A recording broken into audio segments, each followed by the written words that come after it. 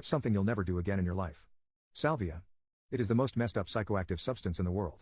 My trip location was my girlfriend's place, a small 2-bedroom apartment, and I was having my 15-year-old brother trip sit me to make sure I didn't do anything stupid. This was single-handedly the most frightening experience I have ever had. I am a noob to psychoactive stuff. The only thing I had done before this was mushrooms, and that experience was amazing. Now this was 40 times as strong. My brother and I drove to my girlfriend's place around 10 p.m. and we quickly got everything ready. But before I tripped, I felt like getting cookied on some Mary Jane. After getting baked, I opened the container of purple sticky salvia and grabbed a big chunk between my fingers. I put it in the bowl, hands nervously shaking, all the while spilling the substance all over the countertop. When I finally had a full bowl of the dark, dry, grayish-green leaves, I got ready to take the hit. I had told my brother to keep me on the couch at all times, as I didn't want to cause any damage to the place while in salvia land. That was a bad idea. I sat down on the couch, hands still trembling, and grabbed it. I lit up the salvia, sat back and held it for as long as I could. It couldn't have been more than 15 seconds later that I started to feel something. Start of trip. Everything in my peripheral vision started rapidly vibrating and it eventually covered my entire field of view. I don't even remember exhaling, but managed to yell the words, "Oh dude. Oh dude." Out twice, before completely blacking out for a few seconds. My vision was instantly brought from first person to third person, as if it were scrolling out in a video game. I saw myself on the couch from behind when all of a sudden my body just completely snapped into this taco-shaped object at the speed of sound while hearing a violent crack. After I witnessed this, my vision seems to be scrolling out more. It scrolls out until I can finally see darkness surrounding this square image of what was left of my current reality. I start hearing everything that ever existed all at once, flooding and overloading my brain. I heard every sound frequency imaginable. If I could describe it, it would be like a buzzsaw starting up and reaching its peak, magnified by 1,000,000, multiplied by 1,000,000. The one image of my reality multiplies at indescribable speeds, going and going and going. It finally reached the point where the division of my reality had reached the edge of the universe and I felt every single thing that ever existed at once. Every time I swallowed, breathed, moved, every other reality did the same, however lagging behind me. It felt as though when I swallowed, every other reality would swallow, and I was feeling that for what felt like literal forever. Imagine a life where all you could do is swallow, non-stop, every day for the rest of your life. That is how it felt to do anything on that couch at that moment. It seemed, however, that the swallowing and whatnot was starting to get to some ending point and that my realities had stopped multiplying. I felt so relieved for the slightest moment, when everything disintegrated from top to bottom. That is when I lost everything I knew. As it reached the bottom, I realized there was a picture behind the disintegration. I caught a slight glimpse of what I was about to be in for. It was me, shaped as some kind of rectangle-like object laying completely flat, face up and with my arms at my side. It looked as though my body was stuffed and filled to the brim in a see-through coffin. Not only this, but there were about 20 completely blue men holding this coffin, but holding it without using anything at all. It was just hovering above them, still. These men had very creepy, stern looks on their faces as if they were intent on doing their job. In the background of this image was unimaginable, indescribable colors. Flowing and melding together, sort of pixelated in the way it was done. I witnessed all of this for about 3 seconds before I was literally pulled into the hardest, most forceful, turning and winding feeling at an amazing speed. It was these blue men, pulling me along with them wherever they went. They followed some kinds of roads, that went on for eternities and eternities.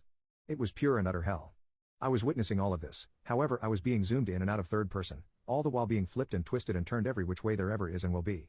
I heard awful sounds and screams. After eternities had passed, it seemed as though I had reached a destination.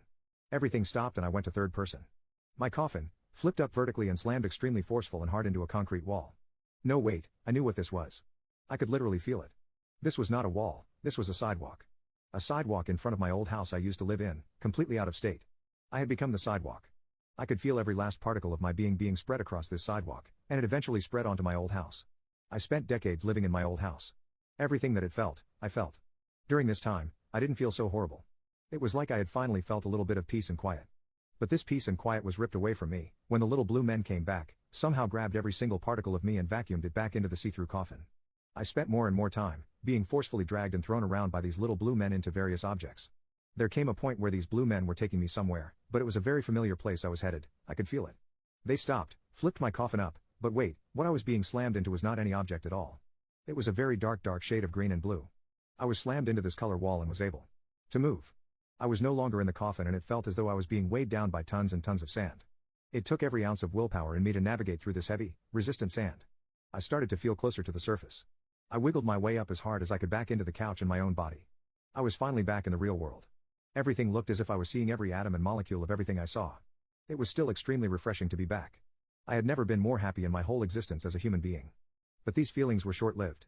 As soon as I forced myself to stand up, I was greeted by my brother, who pushed me back onto the couch and exclaimed, "Dude, you gotta stay down." I fell back onto the couch, but shortly after was transported back to right before he said this. "Dude, you gotta stay down." I heard him yell, and then I fell back onto the couch again. This looped for literal forever, and I thought I was stuck in this loop state for the rest of my life. I was entirely convinced at that moment that I had discovered the truth behind life, which was these blue men forcing me to live meaningless, slow, painful lives as various objects, and that my own brother was in on it. He knew that the blue men would do all of this. He knew they would torment me for eternities on end.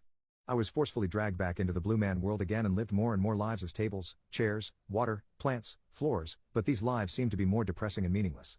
They seemed so empty, and eventually I felt as though I died. I completely disconnected from anything and everything there was. I just kinda was.